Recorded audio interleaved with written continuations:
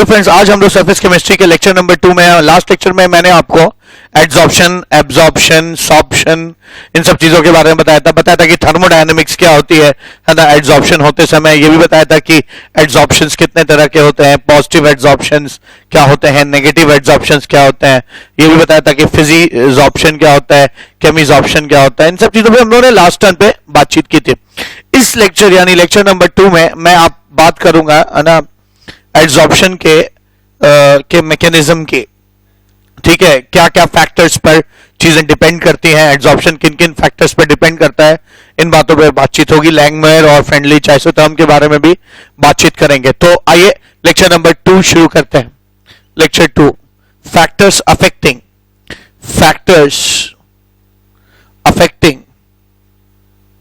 Adsorption. Adsorption को affect करने वाले कितने फैक्टर्स हैं? एड्सॉर्प्शन को अफेक्ट करने वाले 5 फैक्टर्स हैं। पहला फैक्टर है nature of adsorbate, nature of adsorbate. दूसरा है नेचर ऑफ एडसॉर्बेंट। ठीक है, nature of adsorbent, nature of adsorbate, nature of adsorbent. Temperature का भी अपना इफेक्ट होता है, टेम्परेचर, प्रेशर, और कितना आप एडसॉर्बेंट को एक्टिवेट करते हैं, यानी एक्टिवेशन ऑफ एडसॉर्बेंट। ठीक है, तो इतने फैक्टर्स हैं। आइए एक एक करके उठाते हैं इनको। पहला factor nature of adsorbate. Adsorbate के नेचर पर कैसे चीजें डिपेंड करती है, इसको समझा जाए। ठीक है, अब पहला नेचर ऑफ एडसॉर्बेट।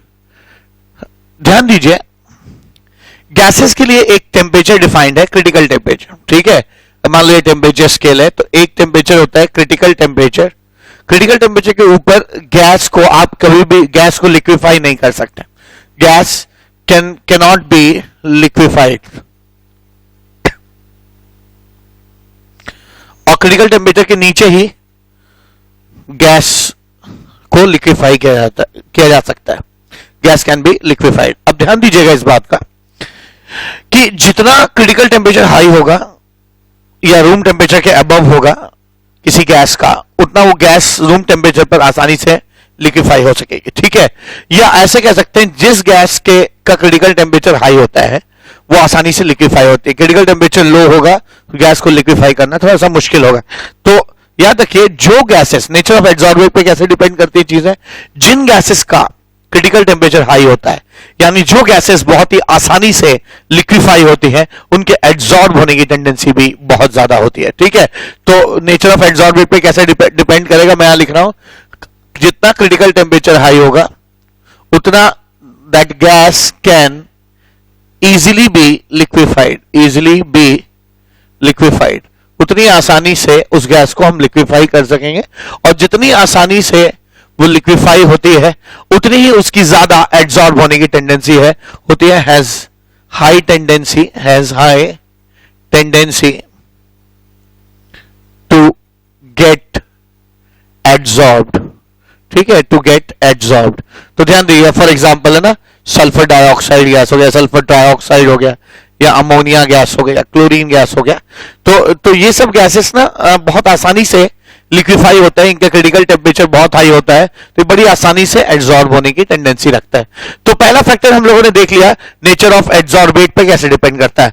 आइए अब अगला फैक्टर देखते हैं, नेचर ऑफ एड्सॉर्बेंट पे कैसे डिपेंड करेगा। नेचर ऑफ एड्सॉर्बेंट पर अब कैसे है ना एड्सॉर्प्शन डिपेंड करता है, समझिए। ठीक है, अगर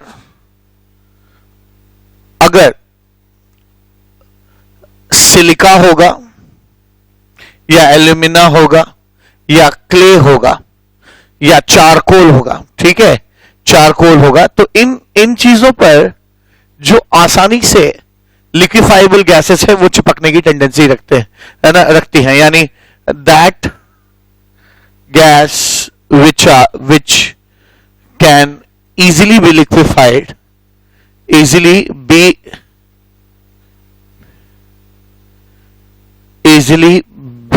liquefied, get adsorbed on it, easily liquefied get absorbed on it, ठीक है ना, ऐसा। और ध्यान दीजिएगा कि अगर ट्रांजिशन एलिमेंट्स होंगे, आसानी से लिक्विफाई होने वाली गैसेस मैंने बताया आपको है ना, फॉर एग्जांपल SO2 हो जाएगा या SO3 हो जाएगा या अमोनिया हो जाएगा या फॉस्जीन गैस हो जाएगी, ठीक है। अक्सर पॉइजनस गैसेस भी जो है इजिली लिक्विफाइबल गैसेस होती हैं, ठीक है। अब अगर आप और बात करते हो इन लोगों पर, ये लोगों की चिपकने की टेंडेंसी ज्यादा होगी, जो भी लोग पढ़ रहे हैं तो साथ साथ नोट कर सकते हैं। और जो भी ट्रांजिशन एलिमेंट्स हैं, ठीक है, या तो ट्रांजिशन एलिमेंट्स ले लो या अक्सर ट्रांजिशन एलिमेंट्स जो है फाइनली डिवाइडेड लिए जाते हैं, उनको पाउडर कर देते हैं, बुरादा करके फैला दीजिए तो फाइनली है ना डिवाइडेड जो ट्रांजिशन एलिमेंट्स होते हैं है ना, फॉर एग्जांपल कौन कौन से, लाइक प्लैटिनम हो गया या पैलाडियम हो गया या निकेल हो गया, कभी कभी कोबाल्ट हो गया, इन मेटल्स पर आसानी से लिक्विफाई होने वाली गैसेस नहीं चिपकती, बल्कि इन पर वो गैसेस चिपकती हैं जो आसानी से लिक्विफाई नहीं होती। तो नेचर ऑफ एड्सॉर्बेंट पे बहुत कुछ डिपेंड करता है यहाँ पे है ना, less easily liquefiable gases,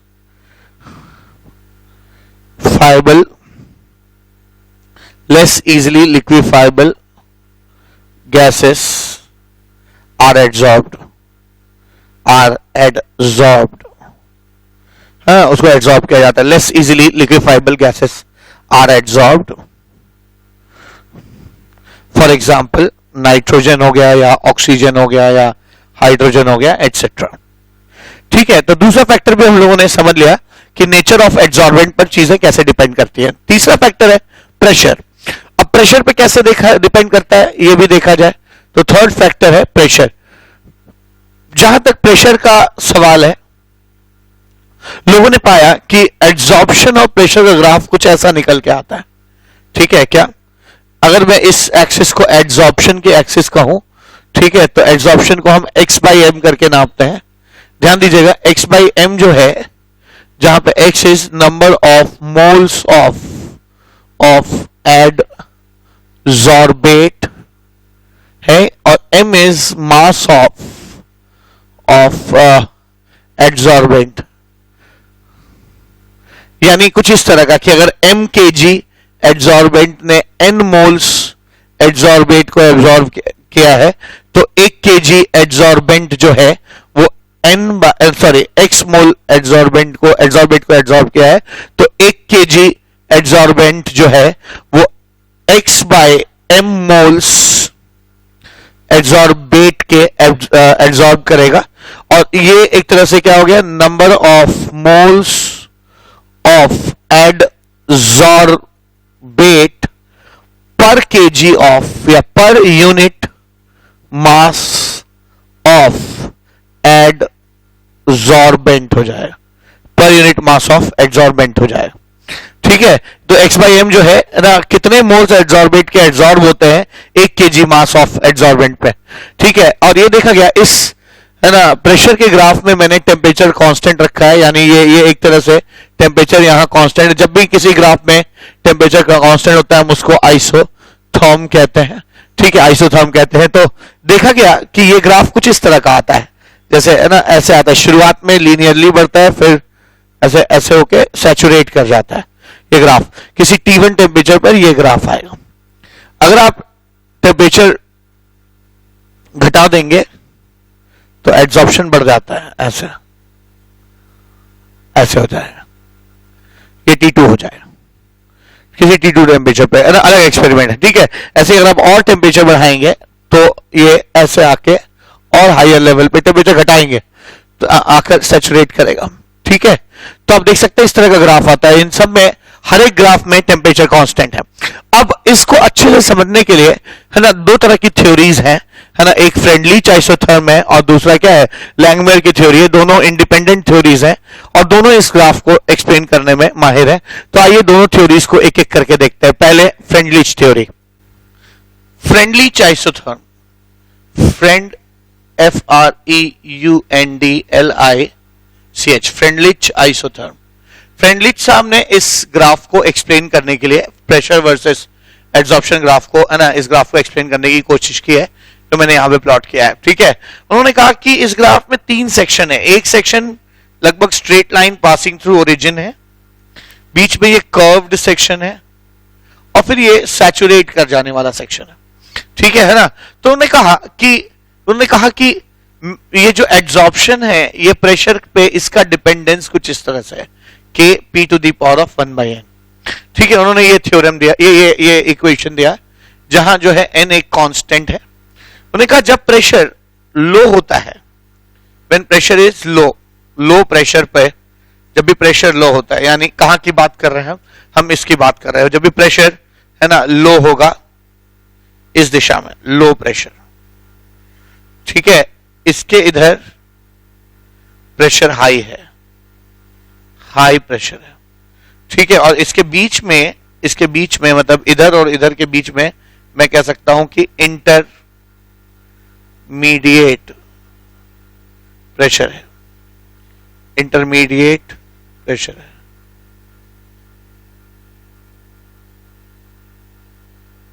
intermediate pressure है।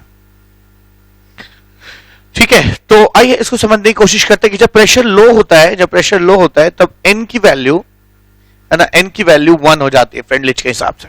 ठीक है, तो उस समय ये ग्राफ जो है x/m is equal to k into P हो जाता है ना। ये y एक्सिस पे इसको y ले लीजिए, और ये x एक्सिस पे इसको x ले लीजिए, तो ये ग्राफ बिल्कुल, है ना, y is equal to kx जैसा दिखता है, यानी ये स्ट्रेट लाइन है। It behaves as straight line passing through origin,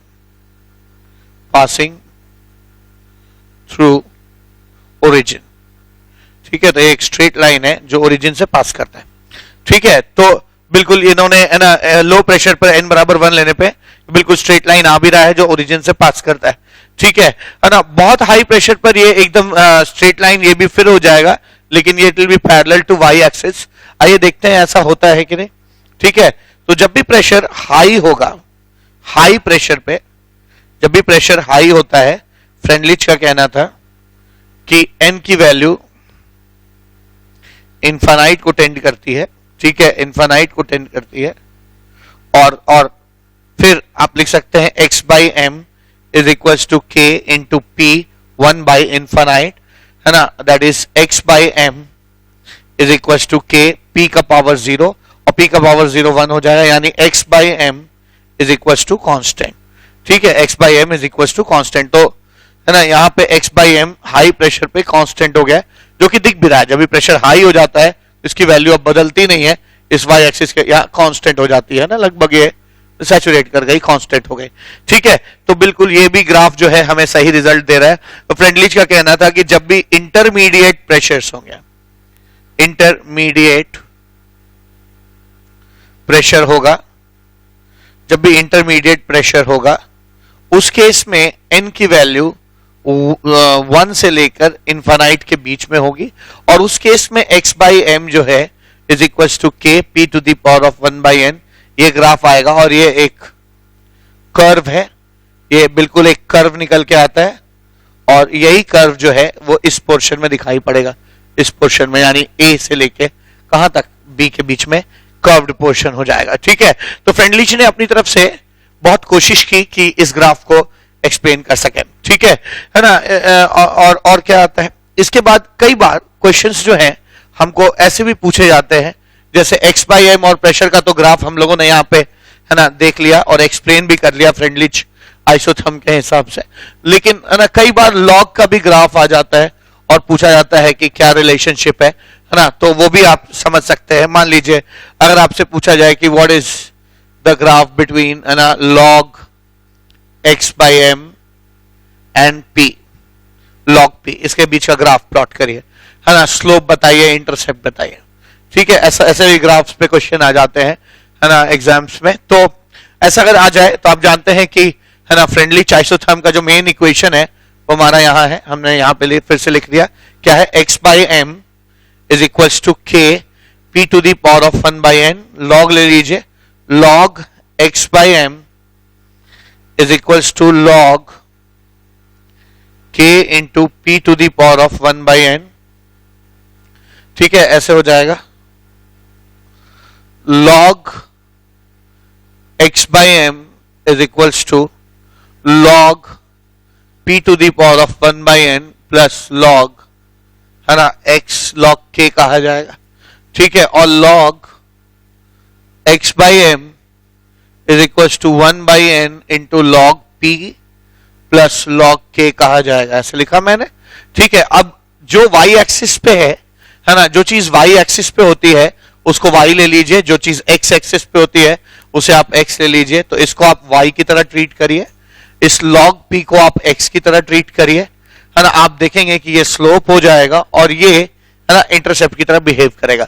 यानी आप देख सकते हैं ये y is equal to M X plus C जैसा ग्राफ आ रहा है, ये ग्राफ ऐसा आ जाएगा, ये ग्राफ ऐसा आएगा, है ना। और इसमें ध्यान देने वाली बात यह है कि जो इसका एंगल होगा theta, tan theta will be equal to slope, और स्लोप जो है यहां पर मैं साफ देख पा रहा हूं कि स्लोप जो है 1 बाई एन है, यानी tan theta is equal to 1 by n हो जाएगा। ठीक है, ऐसा कुछ, tan theta is equal to 1 by n से लिखा। और यहां यही नहीं, यहां पे जो इंटरसेप्ट है ना, सी जो इंटरसेप्ट है वो log k के बराबर है, यानी यहां पर आप कह सकते हैं कि ये जो log k है ये log k इंटरसेप्ट की तरह बिहेव करेगा।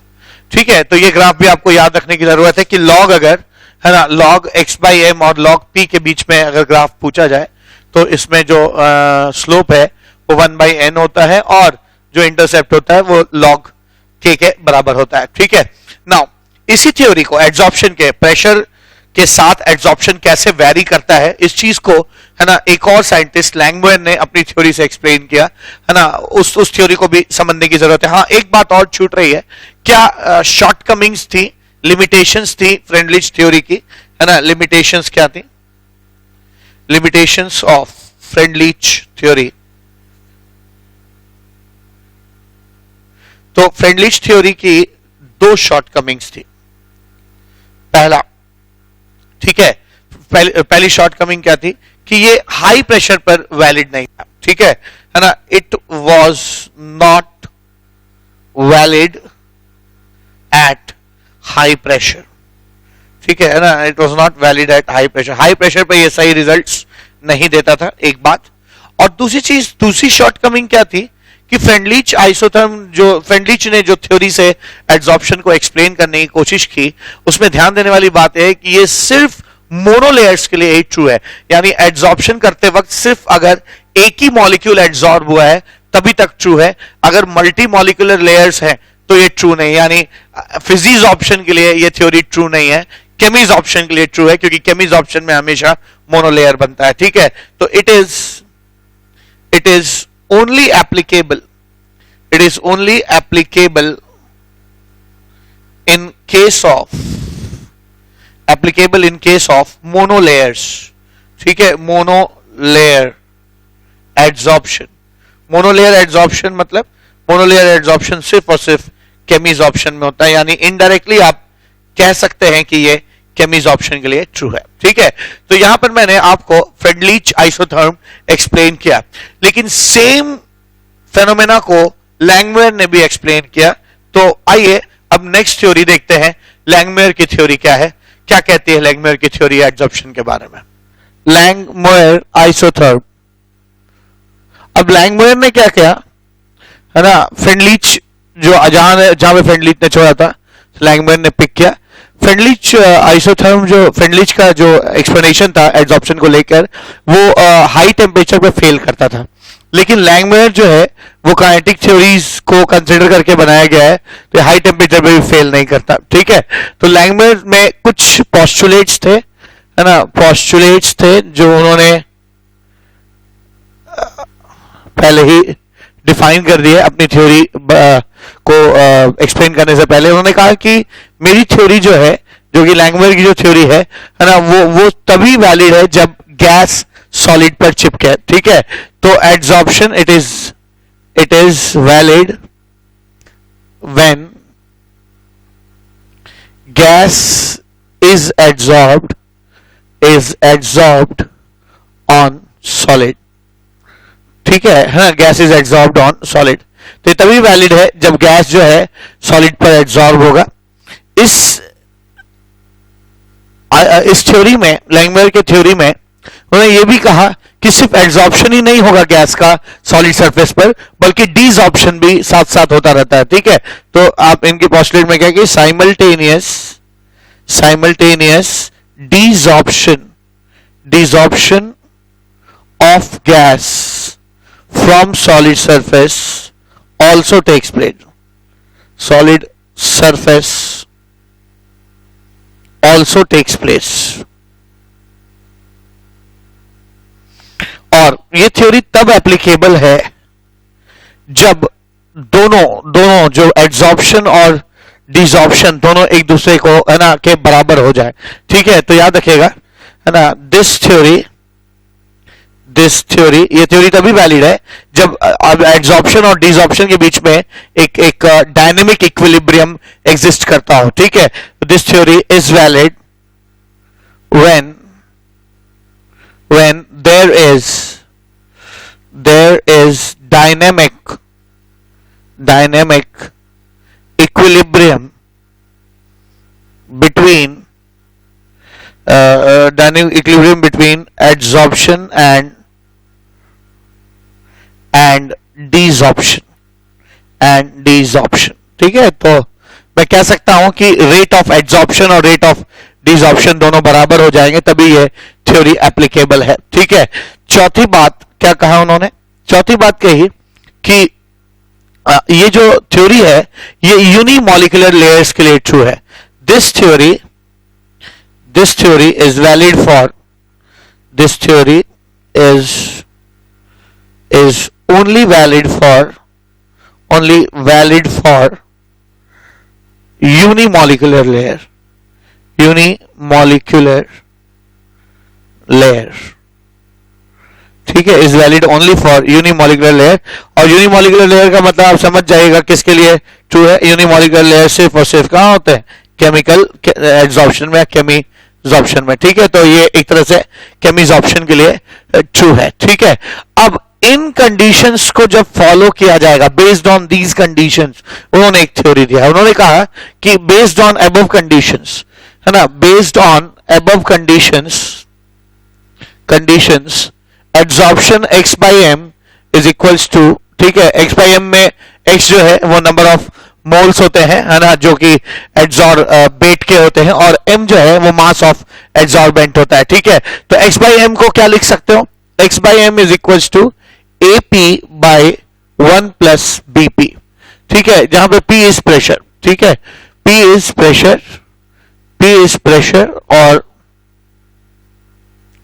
ऑफ गैस एड्सॉर्ब्ड, गैस जो एड्सॉर्ब हो रही है उसका प्रेशर, और A and B are constants, ये कॉन्स्टेंट्स हैं। अब होता क्या, तो ये लैंगमुयर ने एक्सप्लेनेशन दिया, और इस ग्राफ को, जो ग्राफ हमें मालूम है पहले से, है ना, इस ग्राफ को एक्सप्लेन करने की कोशिश की। कैसे एक्सप्लेन करने की कोशिश की, आप ध्यान दीजिए।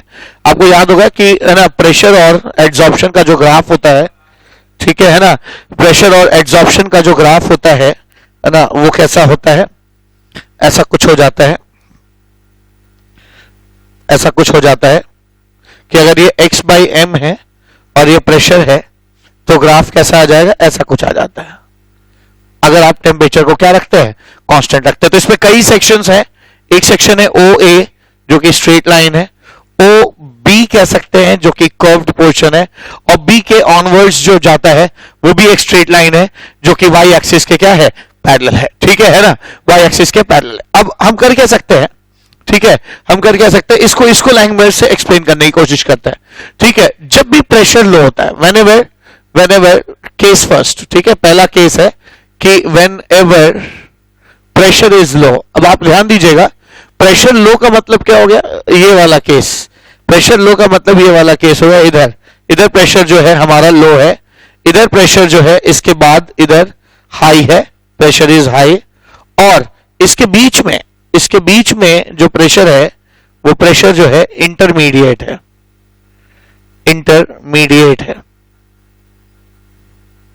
ठीक है, इंटरमीडिएट प्रेशर है। तो होता क्या है, जब भी प्रेशर लो होता है, ठीक है, लो होता है, तो हम क्या लिख सकते हैं, A P is very very low than 1, ठीक है, क्योंकि अगर प्रेशर लो होगा तो सॉरी, तो ये जो B इंटू पी है, B इंटू पी की वैल्यू भी क्या आ जाएगी, बहुत छोटी आ जाएगी, ठीक है, तो is very very less than 1, तो मैं क्या कह सकता हूं, 1 plus BP can be approximately written as 1, ठीक है, तो हम 1 प्लस BP को अप्रोक्सीमेटली 1 लिख सकते हैं, तो हम क्या लिख सकते हैं, यहां से लिख सकते हैं x by m is equals to A into P. अब ध्यान दीजिएगा, x by m y axis पे, इसको y ले लीजिए, x एक्सिस पे प्रेशर है, प्रेशर को x ले लीजिए, A यहां पर m का काम करेगा, तो आप साफ देख सकते हैं कि straight line passing through origin है ना, और बिल्कुल ऐसा है भी, ये OA जो सेक्शन है लो प्रेशर पे, वो एक स्ट्रेट लाइन है विच इज पासिंग थ्रू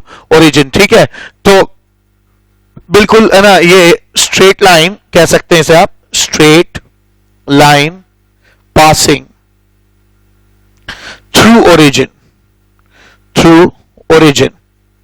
ठीक है, ओरिजिन से पास कर रहा है, ठीक है, मैं कह सकता हूं कि सेक्शन OA है, सेक्शन OA सेक्शन जो है इस तरह से बिहेव कर रहा है, ठीक है। अब जब भी प्रेशर हाई होगा, ठीक है, case second when pressure is high, जब भी प्रेशर हाई होता है, ध्यान देने वाली बात क्या है, जब भी प्रेशर हाई होगा तो ये जो ग्राफ है ये वाई एक्सिस के क्या हो जाएगा, पैरेलल हो जाएगा, और एक तरह से आप कह सकते हैं कि एब्जॉर्प्शन और अब्जॉर्प्शन जो है दोनों इक्वल हो गया, और एकदम बिल्कुल जो है चीजों का चिपकना जो है बिल्कुल बंद हो जाएगा, हाई प्रेशर पे चिपकना बंद हो जाएगा, एकदम बिल्कुल है ना, वाई एक्सिस के पैरेलल हो गया, और ज्यादा एब्जॉर्प्शन में कोई भी चेंज नहीं आ रहा है, यहां पे ये कांस्टेंट हो गया, ठीक है। अच्छा, अब आप क्या कह सकते हैं, अगर प्रेशर हाई है तो मुझे ये प्रूव करना है कि ये जो एब्जॉर्प्शन है वो कांस्टेंट हो जाएगा, बदलेगा नहीं, it will become parallel to, है ना, वाई एक्सिस, ये मुझे प्रूव करना है, ठीक है, प्रूव कर सकते हैं। जब भी प्रेशर हाई होगा A इंटू पी की वैल्यू बहुत बड़ी होगी, ठीक है ना, A इंटू पी की वैल्यू बहुत बड़ी होगी, या B इंटू पी की वैल्यू भी बहुत बड़ी हो जाएगी 1 से, ठीक है। अब प्रेशर अगर बड़ा होगा तो ये फैक्टर बड़ा हो जाएगा, तो 1 उसके सामने नेग्लिजिबल हो जाएगा, ठीक है, नेग्लिजिबल हो जाएगा, तो हम कह सकते हैं कि 1 plus BP is approximately BP, therefore मैं कह सकता हूं क्या, कि ये जो एक्सप्रेशन है, ये इसको मैं क्या लिख सकता हूं, x by m is equals to AP by BP, ठीक है, PP कैंसिल हो जाएगा, लिख सकते हैं x by m is equals to A by B which is constant, ये चीज कांस्टेंट है। अब आप ये y एक्सिस पे इसको y ले लीजिए, और ये कांस्टेंट है, तो y is equals to constant का ग्राफ भी एक स्ट्रेट लाइन होगा, will be a straight line parallel to y axis, ठीक है, y एक्सिस के पैरेलल हो जाएगा, ठीक है, तो ये ग्राफ ऐसा आना भी चाहिए। मैं बात जिस सेक्शन की कर रहा हूं वो सेक्शन जो है ना, B से ऑनवर्ड है, B में भी C ले लो, इसे BC सेक्शन की बात कर रहा हूं, तो सेक्शन BC, ठीक है, इस सेक्शन की बात कर रहा हूं। और जब भी प्रेशर इंटरमीडिएट होगा, case third when pressure is intermediate, जब भी प्रेशर इंटरमीडिएट हुआ करेंगे, तब x by m is equals to A P by 1 plus BP होगा, और ये प्रॉपर कर्व्ड नेचर आता है इस ग्राफ का, कर्व्ड नेचर है ना, नेचर है, और तो बिल्कुल और मैं इस समय जो बात कर रहा हूं वो सेक्शन है ना AB की बात कर रहा हूं, ठीक है, तो सेक्शन AB जो है वो इंटरमीडिएट प्रेशर पे कर्व्ड होता है, वो यहां पे दिख भी रहा है, सेक्शन A और B जो है इंटरमीडिएट जो प्रेशर है उस पे कर्व्ड होगा, ठीक है, कर्व्ड है। तो यहां पर हम लोग क्या पढ़ रहे हैं, हम लोग यहां पे पढ़ रहे हैं कि एब्जॉर्प्शन किन किन फैक्टर्स पर डिपेंड करता है, और अब तक आपको मैंने 5 फैक्टर्स मैंने बताया कि 5 फैक्टर्स पे डिपेंड करता है ना, किस पे, इस पे nature of adsorbent, nature of adsorbate, pressure, temperature, ठीक है, और प्रेशर, टेम्परेचर और एक्टिवेशन ऑफ एड्सॉर्बेंट। इसमें से इन 5 फैक्टर्स में से मैंने 3 फैक्टर्स आपको एक्सप्लेन कर दिया है। पहला, नेचर ऑफ एड्सॉर्बेट पर कैसे डिपेंड करता है, नेचर ऑफ एड्सॉर्बेंट पर कैसे डिपेंड करता है, और प्रेशर पे कैसे डिपेंड करता है। प्रेशर के केस में मैंने लैंगमुयर और है ना क्या फ्रेंडली आइसोटर्म्स के बारे में डिटेल बातचीत की है। अब अगली चीज क्या है, कैसे एड्सॉर्प्शन टेम्परेचर पे डिपेंड करता है, आइए देखते हैं। Effect of temperature on adsorption, adsorption पे टेम्परेचर का क्या इफेक्ट पड़ता है, आइए देखते हैं।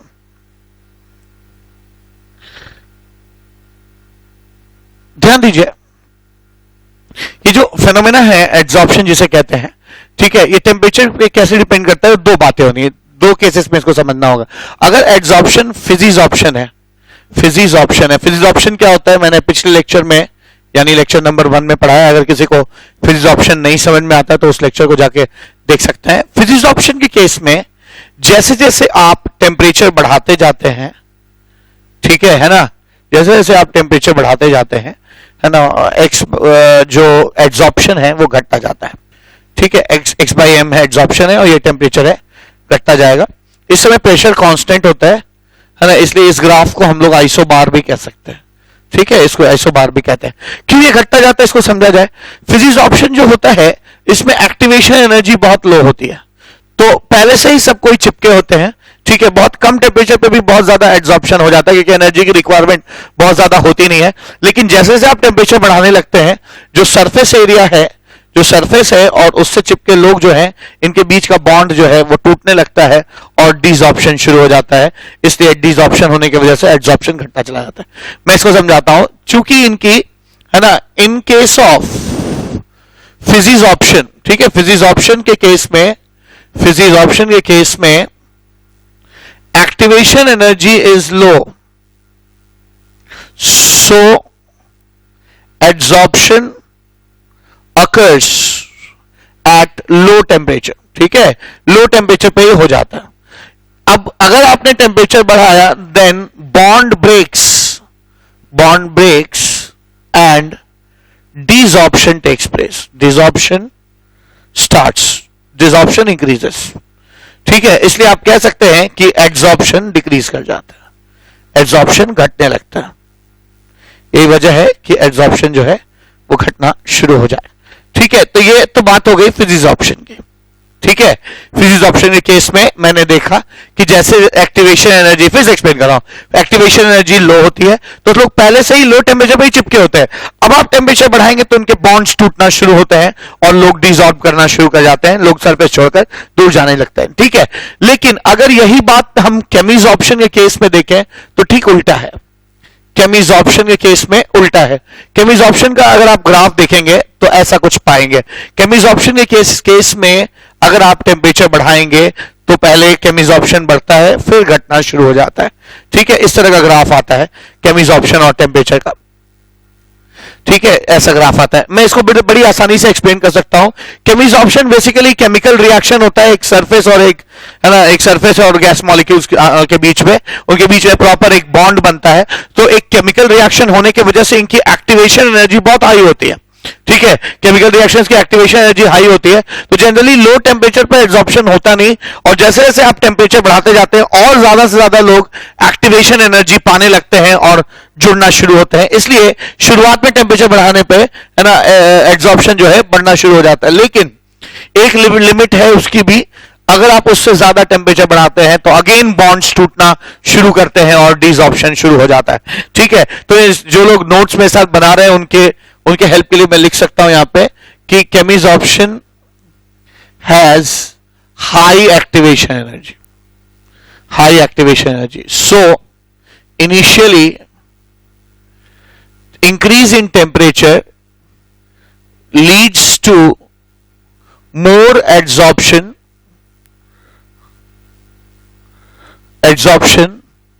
because more molecules get activation energy. But after that, if temperature is increased further, then bond between adsorbate and adsorbent starts breaking, bond between adsorbate and adsorbent starts breaking and adsorption and desorption starts. Desorption starts, so adsorption decreases. ठीक है, so adsorption decreases. तो यही है कि यहां मैंने लिख तो जरूर दिया, पर इतना समझिए कि ये एक केमिकल रिएक्शन है और किसी भी केमिकल रिएक्शन में अगर आप टेम्परेचर बढ़ाएंगे तो ज्यादा से ज्यादा लोगों को एक्टिवेशन एनर्जी मिलने लगती है, ज्यादा से ज्यादा लोग एक्टिवेशन एनर्जी बैरियर पार करते हैं, इससे ज्यादा से ज्यादा केमिकल रिएक्शन होगा, इसलिए केमिसॉर्प्शन शुरू में बढ़ता है। लेकिन एक टेम्परेचर बाद अगर आप और टेम्परेचर बढ़ाएंगे तो बॉन्ड्स ब्रेक करना शुरू करते हैं और डिसॉल्व करना शुरू करते हैं, इसलिए अमाउंट ऑफ एडसॉर्प्शन घटता जा जाता है। तो यहां मैंने टेम्परेचर का भी इफेक्ट आपको एक्सप्लेन कर लिया। अब आइए इस बात को समझते हैं, जो पांचवा और आखिरी फैक्टर जिस पर एडसॉर्प्शन डिपेंड करता है वो क्या है कि एक्टिवेशन ऑफ द एडसॉर्बेंट। तो एडसॉर्बेंट को एक्टिवेट करने पर क्या फर्क पड़ता है एडसॉर्प्शन पे, आइए इसकी बातचीत करते हैं। फिफ्थ फैक्टर जो है वो एक्टिवेशन ऑफ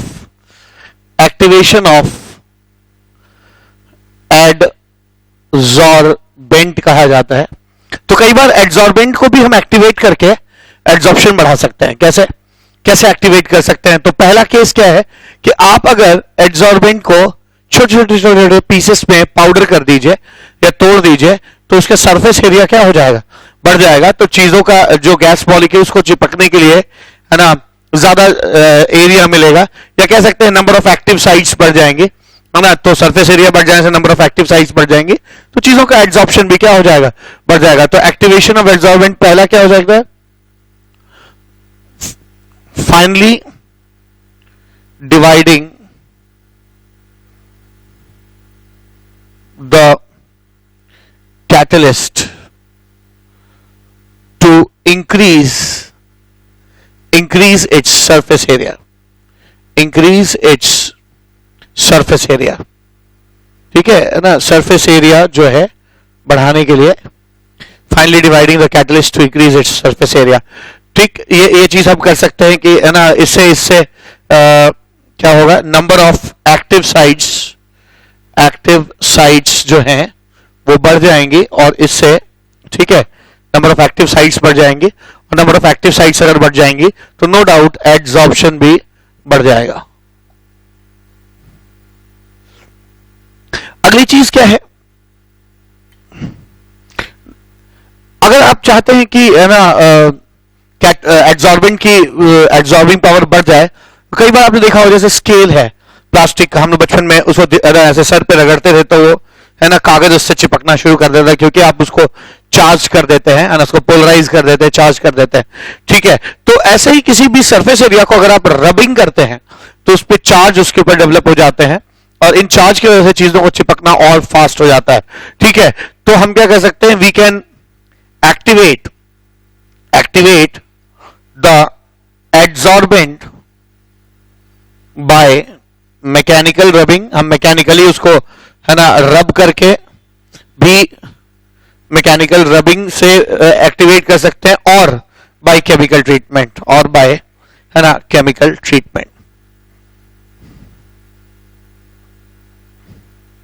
ठीक है, तो मैंने अब तक आपको 5 फैक्टर्स बताए जिन पे एडसॉर्प्शन डिपेंड करता है। पहला फैक्टर था कि है ना नेचर ऑफ एडसॉर्बेंट, ठीक है, टेम्परेचर, प्रेशर, और पांचवी चीज जो है ना एक्टिवेशन ऑफ एडसॉर्बेंट। ठीक है, इसके अलावा एक छोटी सी नोटेबल बात भी है जो आपको जाननी चाहिए। अब तक हमने है ना एडसॉर्प्शन को समझा टेम्परेचर के साथ, प्रेशर के साथ कैसे वेरी करता है, उसके लिए फ्रेंडलीच और लैंगमुयर मैंने बताया, और टेम्परेचर के साथ कैसे वेरी करता है मैंने बताया। फिजिक्स ऑप्शन में घटता है, केमिस्ट्री ऑप्शन में पहले बढ़ता है फिर घटता है। ठीक है, अब लेकिन हमने अब तक ये नहीं देखा कि टेम्परेचर और प्रेशर का ग्राफ प्लॉट नहीं किया for x by m remaining constant, यानी हम किस तरह से टेम्परेचर और प्रेशर को वैरी कर सकते हैं ताकि है ना एडसॉर्प्शन हमेशा कांस्टेंट रहे। तो ध्यान दीजिए, मान लीजिए आप ये एक पॉइंट है जहां पे आप हैं, टेम्परेचर T1 है, टेम्परेचर इस समय T1 है और प्रेशर P1 है। अगर आप प्रेशर बढ़ाएंगे, प्रेशर बढ़ाते हैं, प्रेशर इस तरफ बढ़ रहा है टेम्परेचर को कांस्टेंट रखते हुए, प्रेशर बढ़ाते हैं तो आपको पता है एड्सॉर्प्शन बढ़ जाएगा, एड्सॉर्प्शन बढ़ जाएगा।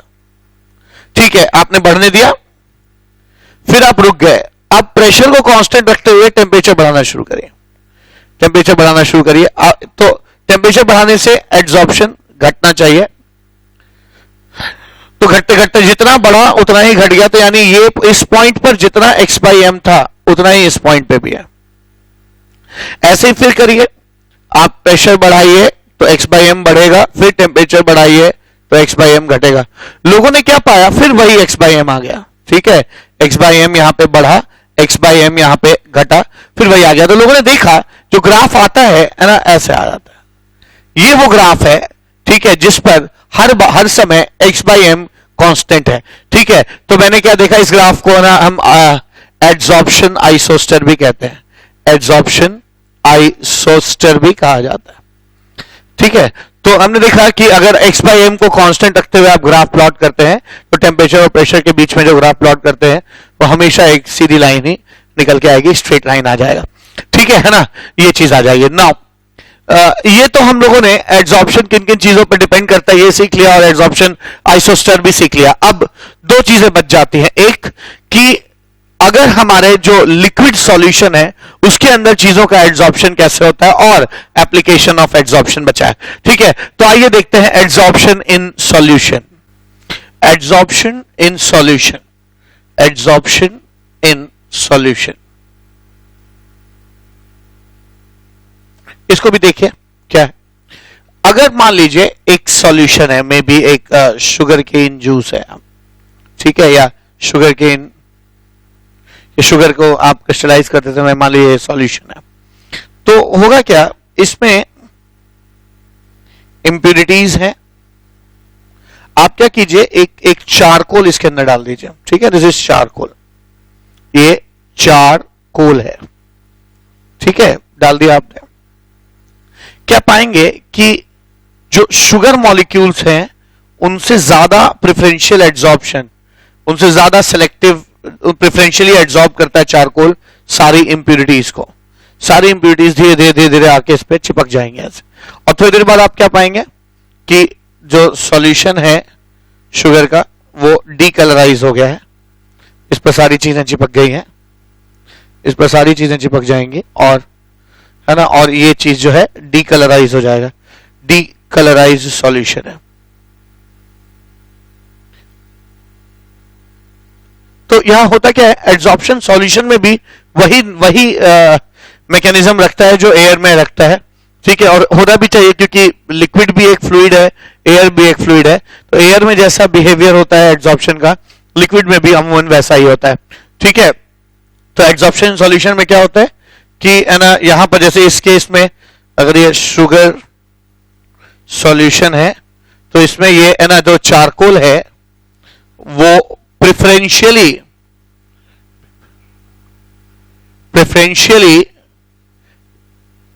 absorbs sugar absorbs impurities over sugar molecule। ठीक है, शुगर मॉलिक्यूल्स के प्रेफरेंस, शुगर मॉलिक्यूल के अलावा दूसरे लोगों को प्रेफरेंस देता है तो चिपक जाते हैं।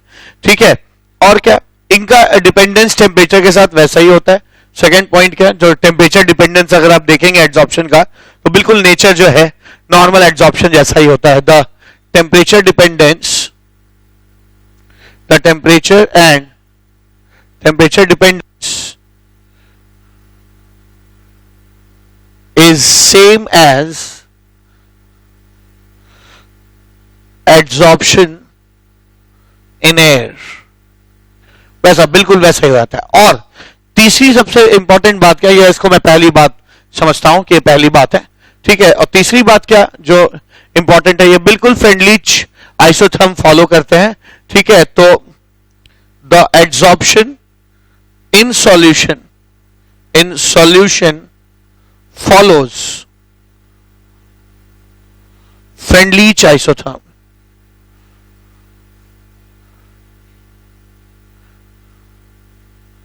आइसोथर्म क्या, वही x by m, वही x number of moles of adsorbate by mass of adsorbent is equals to k, बस प्रेशर की जगह यहां c का पावर 1 by n हो जाता है, जहां c जो है कॉन्सेंट्रेशन है उस चीज का जो कि चिपकने जा रहा है, and concentration of this is c is concentration of adsorbate, concentration of adsorbate, C जो है एडसॉर्बेट का कॉन्सेंट्रेशन है। ठीक है, तो यहां पे हम लोगों ने एडसॉर्प्शन ऑफ कॉन्सेंट्रेशन भी समझ लिया, इसमें कुछ भी खास नहीं है, बिल्कुल नॉर्मल एडसॉर्प्शन जिसने पढ़ा है बिल्कुल उसी तरह इसके अंदर भी हो जाता है। ठीक है, अब आइए लास्ट टॉपिक इस लेक्चर का पढ़ते हैं कि क्या एप्लीकेशन है एडसॉर्प्शन का। एप्लीकेशन ऑफ एडसॉर्प्शन कैसे होता है सीखा जाए,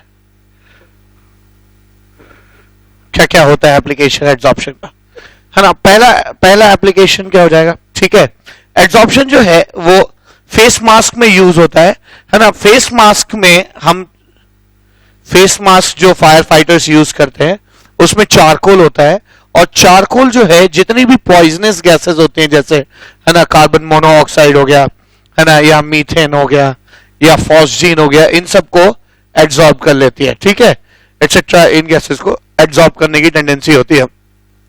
और जितनी भी गैसेस जो हमारे लाइफ के लिए इंपॉर्टेंट है जैसे ऑक्सीजन हो गया, नाइट्रोजन हो गया, इन गैसेस को एब्जॉर्ब नहीं करती है, तो ये हमारे है ना फेस मास्क में जैसे ही गैसेस चारकोल के थ्रू गुजरती है ये सब पॉइजनस गैसेस एब्जॉर्ब हो जाती है, और जो नॉन पॉइजनस गैसेस है वो छूट जाती है, एब्जॉर्ब नहीं होती, तो वो हम इनहेल कर सकते हैं। ठीक है, सेकेंड एप्लीकेशन है जब भी कपड़े को हम लोग डाई करते हैं, ठीक है, कपड़े को डाई करते हैं तो उसमें बहुत सारे जो डाई है, कलरिंग मटेरियल है, वो उस कपड़े से नहीं चिपकते हैं, तो हम वहां पर है ना एलम का इस्तेमाल करते हैं। एलम जो है उसमें जितनी भी डाई जो है एक्स्ट्रा रह गई है जो कपड़े से नहीं चिपकती उसको एब्जॉर्ब कर लेता है। ठीक है, तो डाइंग ऑफ क्लोथ्स में भी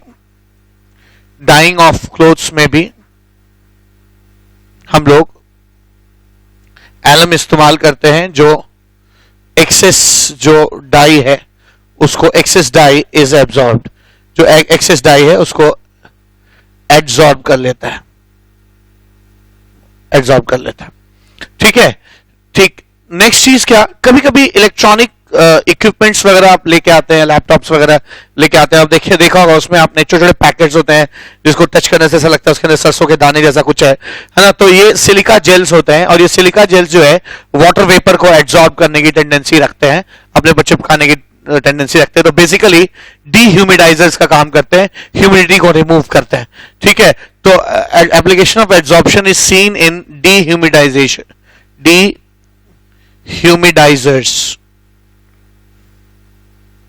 ठीक है, डीह्यूमिडाइजर्स में यूज होता है। ठीक है, डीह्यूमिडाइजर्स में यूज करते हैं, और ये सिलिका जेल जो है इसमें यूज होता है, और ये वाटर वेपर को एब्जॉर्ब करता है। ठीक है, वाटर वेपर को एब्जॉर्ब करने की टेंडेंसी रखता है। नेक्स्ट चीज क्या, चौथी चीज जो है, अगर आप कहीं भी कई बार ऐसा होता है जैसे जूसेस हैं या है ना शुगर कहीं बन रहा है, शुगर का सॉल्यूशन है, जूसेस है, ठीक है, या फिर कहीं वेजिटेबल ऑयल है, तो इनके कलर्स जो हैं वो बहुत ही है ना कलर जो है उसमें कुछ कलरिंग मटेरियल्स रहते हैं जो एक्सेस होते हैं, या फिर कुछ ऐसी इंप्योरिटीज होती हैं जो उसको कलर प्रोवाइड करती है। हम अगर उसमें चारकोल डाल देते हैं तो सारे जो कलरिंग मटेरियल हैं चारकोल उनको एब्जॉर्ब कर लेता है और चीजें कलरलेस हो जाती हैं। ठीक है, तो रिमूवल ऑफ कलरिंग मटेरियल जो है ना, रिमूवल ऑफ कलरिंग मटेरियल जो है फ्रॉम शुगर सॉल्यूशन या वेजिटेबल ऑयल में से, या फिर जूसेस में से, है ना, जूसेस में से जो कलरिंग मटेरियल है they are removed by charcoal. ठीक है, चारकोल जो है उनको एब्जॉर्ब कर लेता है।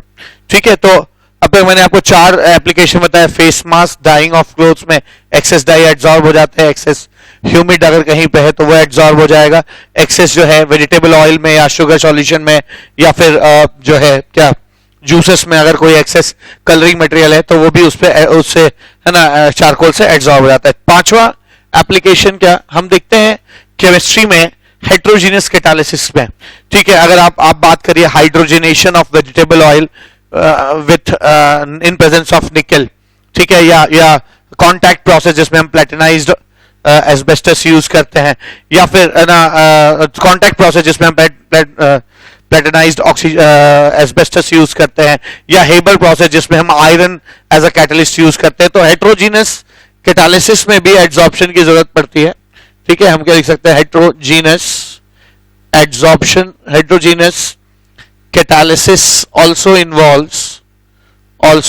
involves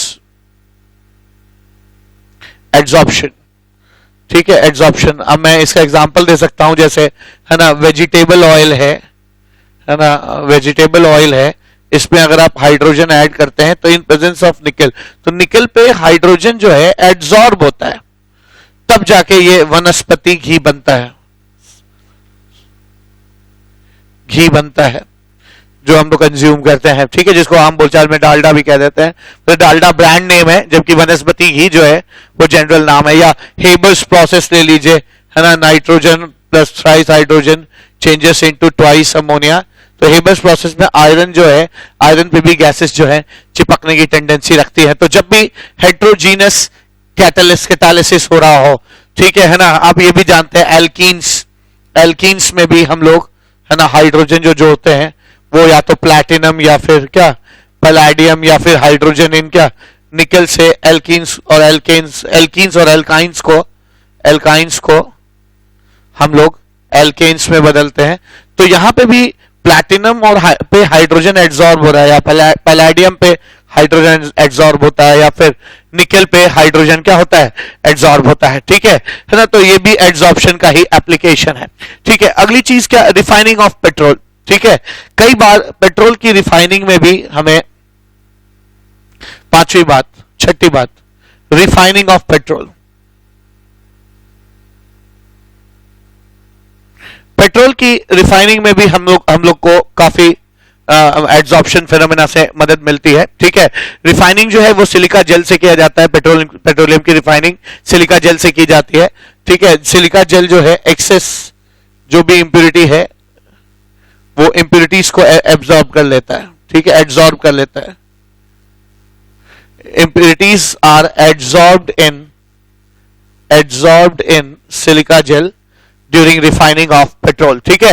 नेक्स्ट चीज क्या, इसका एप्लीकेशन ऑफ क्रोमैटोग्राफी में भी देख सकते हैं, क्रोमैटोग्राफी में भी है ना एड्सॉर्प्शन यूज होता है।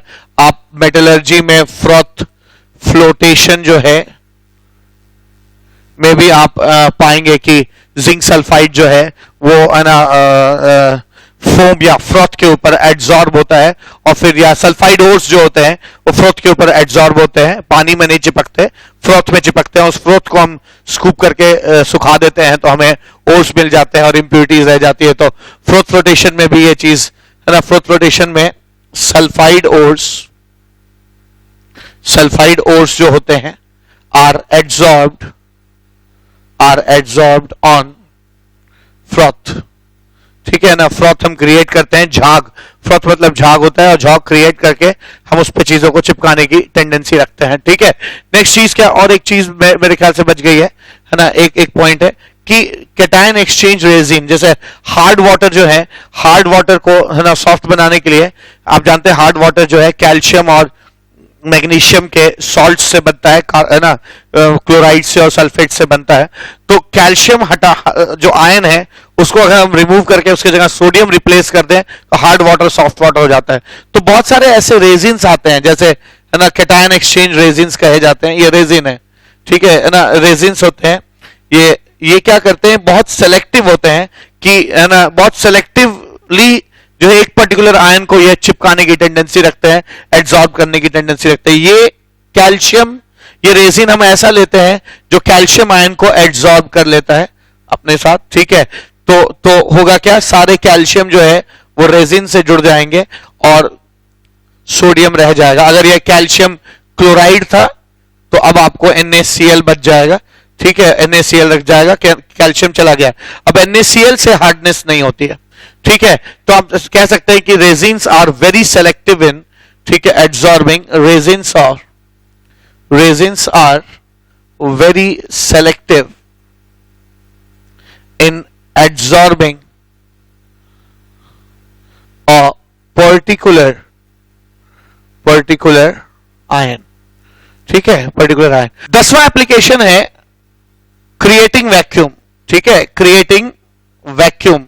अब वैक्यूम क्रिएशन में भी है ना, क्रिएटिंग वैक्यूम या वैक्यूम क्रिएशन में भी है ना एब्जॉर्प्शन का यूज होता है. मान लीजिए आपने एक सक्शन पंप लगाकर एक बॉक्स है जिसको पूरी तरह से वैक्यूम कर दिया, लेकिन हो सकता है कि अभी भी थोड़े मोड़े इक्का दुक्का जो है गैस मॉलिक्यूल्स रह गए हो.